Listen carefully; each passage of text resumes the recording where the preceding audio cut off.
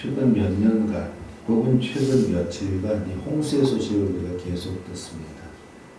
기습적인 폭우로 여기서도 그렇게 폭우가 쏟아지는 것을 보긴 하지만 홍수는 보기 어렵죠. 근데 뉴스를 보면 정말 가슴 철렁한 일들이 종종 벌어져요. 멀쩡했던 도로가 물이 가득 차고 순식간에 도로에 물이 차니까 자동차들이 물 위로 떠오르고, 이걸 이제 하도 많이 봐서 뭐 당연한 것처럼 보여지지만 이게 작은 일이 아니죠. 우리가 겪지 않아서 그냥 먼 발치 이야기가 되지만 겪어보면 이게 험한 일이기도 합니다. 아무리 비싼 자동차라고 할지라도 홍수 때문에 물에 갇히고 물이 들어오면 떠요. 둥둥둥 흘러가게 되더라고요. 이 수해 현장을 가만히 바라보다가 문득 물에 실제로 떠다니는 배와 아니 물속 깊이 들어가는 잠수함을 한번 생각해 봤습니다. 배와 잠수함은 둘 다 물이라는 환경에서 활용되는 도구죠. 물이 없으면 필요 없는 도구가 배와 잠수함입니다. 그런데 두 기계가, 두 기물이 살아남는 방법이 달라요. 배는 철저히 물 위에 떠야 그 존재감이 있어요. 가라앉으면 못 쓰지요. 배 안에 물이 조금이라도 스며들기 시작하면 그 배는 얼마 못 가서 우리 화면에 보는 자석과 똑같아져요. 그냥 흘러다니다가 가라앉아 버리는 거죠. 반면에 잠수함은 물을 피해서 도망가지 않아요. 아무리 큰 폭풍우가 와도 바닷속 깊은 곳으로 돌아가면 오히려 거기가 안전하지요. 주변이 온통 물로 가득 차 있어도 잠수함으로 물이 스며들지 않도록 잘 만들어져 있기에 그 물 속에서 생활하며 맡겨진 임무, 사명을 감당하는 게 잠수함입니다. 사실 물이 깊어도 괜찮죠, 잠수함. 오늘 본문에 나오는 예수님의 기도도 이 잠수함을 위한 기도와 비슷하니 같다고 볼 수 있어요. 예수님의 기도의 내용이 마치 잠수함이 물을 떠나지 않고 그 깊은 곳으로 들어가야 그 사명을 감당하는 것과 같이 예수님께서 제자들을 세상 밖으로 꺼내는 것이 아니라 세상 속으로 깊이 들여보내시면서 그 속에서 보호해 주시기를 하나님께 기도하고 계십니다. 본문 15절을 보십시오. 내가 비옵는 것은 그들을 세상에서 데려가시기를 위함이 아니요 다만 악에 빠지지 않게 보전하시기를 위함이니이다. 내 사랑하는 제자들을 앞으로 이제 고난당할 것을 예수님이 알고 계시기에 그들을 위해서 기도하는데, 그들을 세상에서 건져서 하나님 품으로 가게 하옵소서, 이게 아니라 오히려 세상 속에 던져지지만 악에 빠지지 아니하도록 보전해 달라고 말씀하고 있어요. 오히려 제자들이 거친 세상이란 바다 한가운데 잠수함처럼 밀어 넣으시겠다는 말씀입니다. 그러면서 동시에 16절에 그들이 세상에 속하지 아니하였다 이렇게 선언하고 있어요. 주님의 이 기도는 예수님의 십자가와 부활 이후에 이 땅에 남겨질 제자들을 위한 기도입니다. 그런데 기도가 이 제자들을 위한 기도로 끝나지 않습니다. 이 기도는 바로 오늘을 살아가는 저와 여러분을 위한 기도이기 때문입니다. 요한복음 17장 20절을 보세요. 내가 비옵는 것은 사람들만 위함이 아니요 또 그들의 말로 말미암아 나를 믿는 사람들도 위함이니. 그러니까 주님께서 이 기도를 하시는 이유가 지금 예수님을 바라보고 있는 눈앞의 제자들만 위한 기도가 아니라는 거지요. 이 기도는 제자들이 전한 복음을 듣고 예수님을 믿는 사람들을 위한 기도입니다. 제자들의 말을 듣고 예수님을 믿은 사람들, 또 그들의 말을 듣고 예수님을 믿는 사람들, 이렇게 이 기도는 그들이 전한 복음을 듣고 예수님을 믿은 저와 여러분을 위한 기도입니다. 그리고 예수님의 기도와 같이 제자는 세상 밖이 아니라 세상 속으로 들어가서 그 속에서 복음을 전하는 사람들입니다. 이것이 제자의 정체성이고 또한 교회의 정체성입니다. 우리는 거센 흙탕물이 몰아치는 이 세상 한복판에 있어요. 거기서 살아가고 있지요. 세상의 유혹과 가치관, 음란과 탐욕이 우리 주변에 항상 있습니다. 만약 우리가 세상의 물을 교회 내부로, 우리 심령의 내부로 받아들이기 시작하면 홍수에 떠내려가는 자동차처럼 우리 신앙도 힘없이 쓸려가다가 물 안에 가라앉고 말겠지요. 하지만 예수님은 오늘 우리를 위해서 기도하고 계십니다.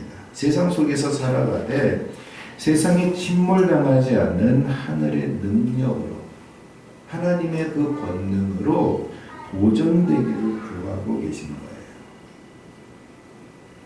이 시간 세상이라는 거친 바다 속에서 어떻게 우리가 침몰하지 않고 잠수함처럼 사명을 감당할 수 있을지 우리를 향한 주님의 기도 속으로, 주님께서 간절히 기도하시는 이 기도 속으로 함께 들어가 보기를 원합니다. 지난 2주 동안, 그리고 오늘까지 3주 동안 이 요한복음 17장을 함께 나누고 있어요. 이 요한복음은 이처럼 크게 세 부분으로 나눌 수 있습니다. 1절부터 5절은 예수님 자신을 위한 기도입니다. 예수님은 자신의 때, 십자가를 질 바로 그때가 다가옴을 아셨어요. 그래서 그때가 왔다 선언하시면서 아버지를 영화롭게 할 수 있도록 자신을 영화롭게 해달라고 기도합니다. 영광입니다. 우린 영화라는 말보다 주로 영광이라는 말을 쓰지요. 이 영광은 세상의 권력이 아니라 십자가의 순종을 통해서 하나님이 택한 백성을 구하는 거예요. 이것이 예수님의 영광입니다.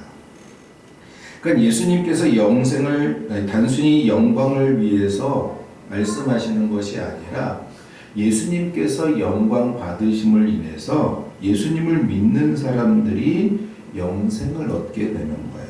이 영생이라는 것은 단순히 영원히 사는 것이 아니라 유일하신 참 하나님과 예수님이 그리스도이신 것을 아는 것입니다. 그렇다고 가르쳐주고 계세요. 그러니까 예수님 자신을 위한 기도는 바로 모든 사람에게 영생을 주게 하시려고 예수님께서 이 땅에 오신 사명과도 같습니다. 그 사명을 이루시는 것이 예수님의 영광이에요. 예수님께서 자기에게 맡겨진 그 사명을 이루실 때 이것이 예수님께 영광이 되고 그 영광은 아버지의 영광도 됩니다. 그리고 아버지가 받으시는 그 영광, 아버지가 받으실 그 영광이 저와 여러분이 참여할 수 있는 영광이 된다는 거지. 그러니까 예수 그리스도의 영광이 아버지의 영광이 되고 우리는 그 영광에 참여하는 자가 되는 것입니다. 두 번째 6절부터 19절은 지상에 남겨지는 이 제자들을 위한 기도입니다. 그들이 내게 속하였다. 나는 하나님께 속하였고 그래서 그들은 하나님의 것인데 내게 주셨다. 그래서 나는 내게 주신 그들을 살리려고 그들에게 영생을 주려고 왔다는 거지요. 그런데 그들은 이 세상에 남겨져서 이 세상의 미움을 받을 것이기 때문에 아버지여 그들을 악에서 보존해 주옵소서. 이 기도가 이 중반절에 있는 기도예요. 하나님께서 졸지도 않으시고 주무시지도 않으시고 불꽃 같은 눈으로 이 세상의 공격으로부터 악의 공격으로부터 사탄의 공격으로부터 지켜주시기를 기도하고 계신 거죠. 끝으로 20절부터 26절은 미래에 믿을 모든 사람들, 바로 저와 여러분을 위한 기도입니다. 제자들이 전한 복음을 듣고 예수님을 하나님께서 보내신 그리스도로 믿는 모든 사람들, 바로 성도들과 교회를 위한 기도입니다. 그런데 예수님께서 기도하신 구체적인 내용이 참 중요해요. 21절 20절을 보십시오. 아버지여, 아버지께서 내 안에, 내가 아버지 안에 있는 것 같이 그들도 다 하나가 되어 우리 안에 있게 하사 세상으로 아버지께서 나를 보내신 것을 믿게 하옵소서. 이것 때문에 아버지 안에, 내 안에, 그리고 그 제자들을, 그 성도들을 보호해 주시기를 기도하시는 거예요. 이 기도는 교회의 본질과 교회의 사명을 보여주는 구절입니다. 예수님이 원하시는 교회의 모습은 단순히 많은 사람들이 모여서 서로 의기투합하여서 이루는 공동체, 이걸 원하시는 게 아닙니다. 사람들이 많은 것보다 더 중요한 것이 있습니다. 그것은 그들이 어떻게 존재하는가, 어떻게 살아가는가에 대한 이 존재 양식, 삶의 양식입니다. 21절을 보면 아버지께서 내 안에, 내가 아버지 안에 있는 것 같이, 이게 존재 양식이에요. 어떻게 존재하는가? 아버지께서 내 안에, 내가 아버지 안에 있는 것 같이 저들도, 성도들도, 교회도 우리 안에 있게 하셔서 하나가 되게 하옵소서. 이런 기도입니다. 예수님과 성부 하나님은 같은 하나님이시지만 서로 다른 위격을 가지셨어요. 여러분, 위격이란 말 종종 말씀을 드리죠. 영어로는 person이라는 단어입니다. all person이야. 하나의 존재예요. 그러니까 예수님도 all person이고 하나님도 all person, 하나의 위격이라는 거지요. 이렇게 위격이란 서로 다른 구별된 존재를 의미하는데 서로 완전하게 구별되면서도 사랑 안에서는 본질적으로 하나, 본질적으로 일치, 완벽한 일치를 이루셨다는, 이게 삼위일체 하나님이죠. 성령님을 포함해서. 이처럼 새 하나님께서 완벽한 일치를 이루신 것처럼 성도들도 서로 각각 다른 존재이면서 완벽한 연합을 이루어야 한다고 예수님께서 기도하고 계시는 거예요. 성도들은 각자 다양한 배경에서 살아가죠. 다양한 환경 속에 있어요. 그러면서 예수님을 믿으면서 다양한 각각의 은사들을 가지고 있습니다. 그래서 그 서로 다른 은사로 서로 다른 직분을 가지고 봉사하고 있지요. 그런데 그러한 다양성 속에서도 본질적인 통일성을 유지할 수 있는, 하나 될 수 있는 이유가 바로 여기 있다는 거지요. 바로 성부, 성자, 하나님이 하나인 것처럼 성도는 어떻게 하나가 될 수 있을까요? 여기 지금 저를 바라보는 분이 8개, 4명이고요. 2사람은 딴 거 보고 있고요. 저는 다 보고 있는데 이 서로 다른 사람들이 어떻게 하나가 될 수 있을까요? 하나가 됩시다 외치면 하나 될 수 있을까요? 하나가 될까요? 라고 하는 질문은 사실은 옳은 질문이 아니에요.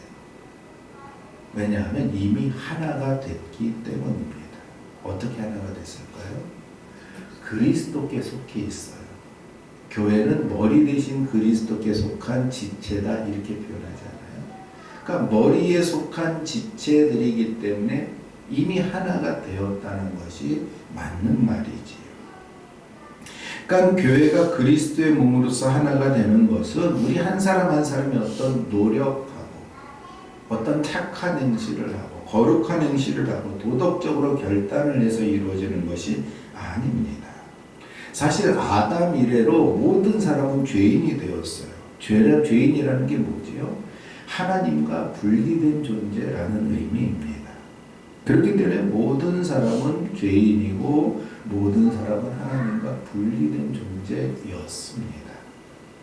그러니까 죄의 대표적인 특징이 서로 분리하고 서로 쪼개고 나누고 분열시키고 이거예요. 분리보다는 분열에 가까워요. 하나를 자꾸 쪼개는 거예요. 그래서 주님은 이렇게 기도하십니다. 그들도 다 하나가 되어 우리 안에 있게 하사. 머리된 그리스도의 지체가 되어서 그리스도와 한 몸 되었다는 것은 그리스도와 하나님과 성령이 삼위일체 하나님 되신 것처럼 우리도 그 삼위일체 안에 하나 되었다는 표현입니다. 그러니까 세상에 어떤 것도 삼위일체 하나님을 건드릴 수 없는 것처럼 세상에 어떤 것도 하나님께 속한 교회를, 하나님께 속한 성도를 건드릴 수 없다는 거예요. 왜요? 예수님 말씀하시죠. 내게 속하였다. 그리고 내게 속한 것은 아버지의 것이다. 이것이 그리스도와 연합의 진정한 연합 기초입니다. 영어로는 in Christ라고 써요. 예수님 안에. 예수님을 믿는 것도 believe in Christ 이렇게 씁니다. 예수님을 믿는다고 하면서 예수님 밖에 있을 수는 없다는 거죠. 예수님 안에 있는 거예요. 모든 성도가 예수님 안에 있기에 예수님 안에서 하나인 존재입니다. 이처럼 예수님 안에 있을 때 성도는 비로소 하나인 공동체입니다. 많은 사람들이 서로의 의지를 부합하고 생각을 하나로 모아서 하나된 공동체가 아니라 예수님 안에 있기에 하나된 공동체라는 거지요. 하나님께서 이렇게 모든 사람에게 영생을 주시려고, 모든 사람을 구원하여 하나 되게 하시려고 예수님을 이 땅에 보내셨어요. 그리고 예수님은 모든 사람에게 영생을 주시려고 아버지 말씀에 순종하시면서 자신의 영광을 구하는 거죠. 자신의 영광은 다시 말씀드릴 때 십자가에서 죽으시는 거예요. 고난받고 죽으시고 무덤에 장사되고 그리고 부활하는 그 모든 과정이 아들에게 영광이 되고, 그렇게 아들이 아버지의 뜻을 이루어서 하나님께 영광이 된다는 것입니다. 아들이 영광을 받으시고 그리고 아버지께서 영광을 받으신 그 증거, 그 결과가 바로 교회입니다. 아들의 기도대로 이 땅에 남겨진 제자들이 아들의 이름으로 그리고 아버지의 이름으로 하나 된 것, 그것이 교회라는 것이죠. 예수님께서 교회의 하나됨, 교회의 일치를 위해 이토록 간절하게 기도하신 것은 교회의 편안함, 안락함을 위한 것이 아니라 세상을 향해 교회가 하나님을, 예수님을 세상에 알게 하시려는 그 사명 때문입니다. 21절 다시 보세요. 아버지께서 내 안에 내가 아버지 안에 있는 것 같이 그들도 다 하나가 되어 우리 안에 있게 하사. 그 다음 함께 읽어볼까요? 세상으로 아버지께서 나를 보내신 것을 믿게 하옵소서. 요한복음에서 세상은 아직 예수님을 믿지 않는 모든 사람들, 모든 존재를 세상이라고 표현합니다. 그런데 그 세상 속에 하나님이 택한 백성들이 있어요. 하나님의 자녀들이 있어요. 아직 예수님을 믿지 않아서 세상에 속해 있는 자들이 있다는 거지요. 그래서 예수님은 이 21절 끝에 교회의 하나된 목적을 이렇게 기도하고 있습니다. 세상으로 아버지께서 나를 보내신 것을 믿게 하옵소서. 아버지께서 아들을 보내신 증거가 바로 교회의 사명이라는 거죠. 교회가 존재하는 이유는 교회가 바로 아버지께서 아들을 보내신 증거가 되기 때문입니다. 아버지께서 아들을 보내신 것을 믿는 성도는 모두가 아버지가 아들에게 주신 영광을 받았어요. 계속 같은 말이 반복되지요. 이 요한복음 17장이 이것을 계속 반복해서 이야기하고 있어요. 아버지 안에 내가 아버지 안에, 너희들이 내 안에. 그러니까 너희들은 내게 속했다. 아버지께 속했다. 너희들을 세상에 보내니 너희가 아버지께 속한 것을 드러나게 하려 합니다. 지금은 내 앞에 있는 제자들 너희가, 앞으로는 너희가 전한 복음을 듣고 믿는 그들이, 또 그들이 전한 복음을 듣고 믿는 그들이 아버지께 속하였고 내게 속하였고, 세상에 너희가 아버지께 속한 것을 드러내어서 세상이 너희를 보고 아버지께서 아들을 보내신 것을 믿게 하려 합니다. 이 말씀이지요. 성도 여러분, 아버지가 아들에게 주신 가장 큰 영광이 뭘까요?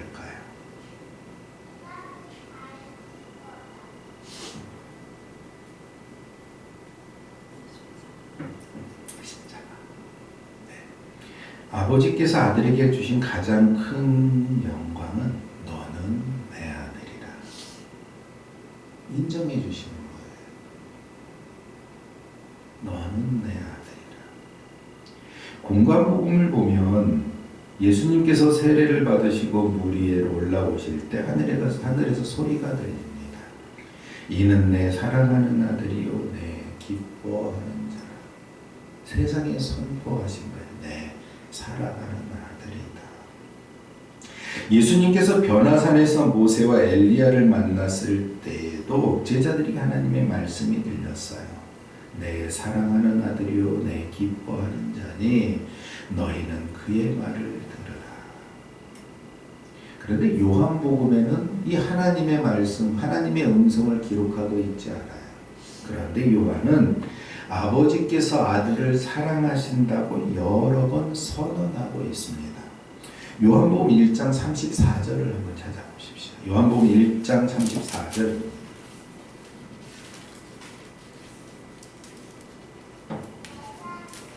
요한복음 1장 34절 함께 읽어볼까요? 시작. 내가 보고 그가 하나님의 아들이심을 증언하였노라 하니라.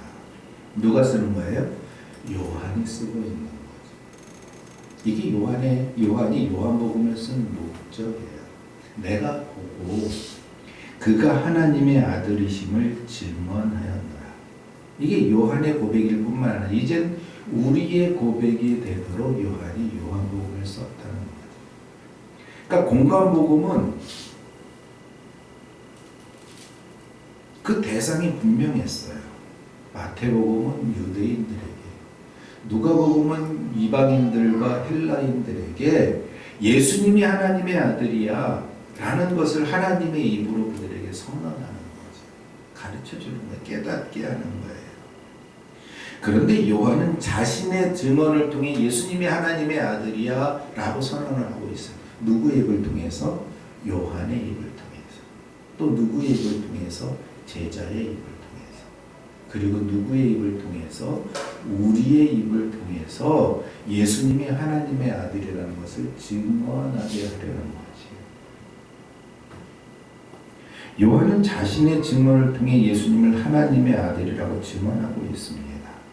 예수님께서 세례를 받으셨을 때를 회상하면서 예수님을 독생자다, 하나님의 독생자다. 요한복음 3장 16절에서도 하나님이 세상을 이처럼 사랑하사 하나님의 독생자를 주셨다, 이렇게 선언하고 있는 거예요. 왜? 이는 그를 믿는 자마다 멸망하지 않고 영생을 얻게 하려 하십니다. 오늘 요한복음 17장 내용을 한마디로 요약해 놓은 거죠. 모든 사람에게 영생을 주게 하시려고 그 아들 독생자 예수님을 보내셨다는 거지요. 그러니까 예수님의 대제사장적 기도, 이 요한복음 17장을 예수님의 대제사장적 기도라고 하는데 그 기도를 통해서 지금 말씀하시는 거예요. 설교를 준비하면서 궁금했던 문제가 있었어요. 해결되지 않는 질문이었습니다. 그것은 공관복음의 겟세마네 기도와 같은 위치에 왜 요한은 그 아버지의 이 잔을 떠나가게 하옵소서, 내 뜻대로 마옵시고 아버지 뜻대로 하옵소서 하는 기도를 적지 않고 왜 이 예수님의 대제사장적 기도를 기록해 놓았을까? 이게 참 의문이었어요. 궁금해. 제가 설교 중에도 가끔 언급하지 않습니까? 요한은 그 자리에 이 기도를 기록해 놓았다고요. 그런데 그 질문의 답을 바로 이 앞에서 찾은 거예요. 공관복음과 요한복음의 기록 목적이나 대상이 달랐다는 거죠. 그러니까 공관복음, 마태, 마가, 누가복음은 예수님이 누구인지 아직 믿지 않는 자들에게 예수님이 하나님의 아들이다 선언하고 증명하는 데 일차적인 목적이 있었어요. 말씀드린 것처럼 마태복음은 유대인을 대상으로 하지요. 그래서 유대인들에게 구약에 예언된 그 메시아가 바로 예수님이야, 이걸 가르쳐주고 있습니다. 예수님이 유대인의 왕이요 메시아로 선언하는 거지요. 마가복음이나 누가복음은 이방인과 로마 헬라 사람들에게, 이 세상 사람들을 예수 사람들에게 온 인류를 구원하려고 오신 그 구원할 하나님의 아들이자 인자, 인간의 몸으로 오신 구원자가 바로 예수님이다라고 선언하고 있는 거예요. 그래서 공간복음의 정점은 너희는 나를 누구라 하느냐라는 그 질문에 제자들이 하는 고백이 담겨져 있습니다. 세상을 향한 선포예요. 너희는 나를 누구냐 하는 질문에 베드로가 대답하죠. 주는 그리스도시요 살아계신 하나님의 아들이십니다. 이게 저와 여러분의 고백이 되기 위한 거죠. 예수님의 정체성이 그리스도의 하나님의 아들입니다. 그리고 베드로의 이 고백은 유대인뿐만 아니라 이방인 그리고 세상을 향한 선포입니다. 반면에 요한복음은 이미 예수님이 누구인지 알고 있는, 예수님을 따르는 그 제자들에게 말씀하고 있어요. 제자들과 성도들이 요한복음을 기록한 그 대상, 청중이라고 그러죠. 요한복음은 우리를 위해 기록하고 있는 거예요. 나를 위해 기록한 거예요. 그래서 요한은 요한복음을 통해서 예수님의 정체성을 선언하는데 멈추지 않고 제자들을, 우리들을 세상에 파송하고 있어요. 보내고 있어요. 옆으로가 아니라 깊숙이, 잠수함처럼 물속 깊숙이 보내셔서 예수님을 증거하게 하려는 것이지. 그러니까 예수님의 겟세마네 기도와 대제사장적 기도의 차이에서 이것이 그대로 드러나고 있어요. 겟세마네 기도는 예수님의 개인적인 고뇌예요. 그러면서도 하나님 뜻에 순종하겠다는 고백이지요. 그런데 요한복음 17장의 대제사장적 기도는 제자들이 세상에 나가 복음을 전할 때 하나가 되어 승리하도록 영적으로 무장시키는 위대한 파송의 기도입니다. 기도의 대상이 되는 제자들이 공간복음에서는 슬퍼하며 잠들어 있어요. 그런데 요한복음에서는 예수님의 기도를 그 눈앞에서, 그 입술 앞에서 듣고 있다는 거예요. 공간복음의 예수님의 기도는 예수님께서 온 인류의 죄를 지고 가시는 구원자이심을 세상에 드러내고 있다면, 요한복음의 기도는 제자들이 세상에 나가 복음을 전할 때 너희들은 하나다, 너희들은 내게 속하였다, 그 영적으로 마음으로 무장하게 하는 거야. 아, 나는 하나님께 속한 자구나. 그러니 나가서 싸우자, 이기자 하는 거지. 이처럼 공간복음의 겟세마네 기도와 이 대제사장 기도의 차이가 있는 거예요. 예수님께서 구원자로서 십자가의 순종의 길을 가신다는 이 사건, 이것을 공간복음에서 선언하고 있다면, 예수님의 대제사장적 기도는 내가 이 제자들을 세상에 남겨두고 가오니 아들이 하나가 되어 이들이 하나가 되어서 내가 누구인지를 세상에 선언하게 하옵소서 라는 파송의 기도인 거죠. 요한복음 17장 21절을 다시 한번 보세요. 아버지께서 내 안에 내가 아버지 안에 있는 것 같이 그들도 다 하나가 되어 우리 안에 있게 하사 세상으로 아버지께서 나를 보내신 것을 믿게 하옵소서. 여기서 예수님께서 기도하시는 목적을 분명히 하고 있습니다. 세상으로 아버지께서 나를 보내신 것을 믿게 하옵소서. 21절의 기도는 모든 사람에게 영생을 주게 하시려고 만민을 다스리는 권세를 아들에게 주셨다는 2절의 선언과도 맞물려 있습니다. 예수님께서 기도하신 목적이 분명합니다. 세상으로 아버지께서 나를 보내신 것을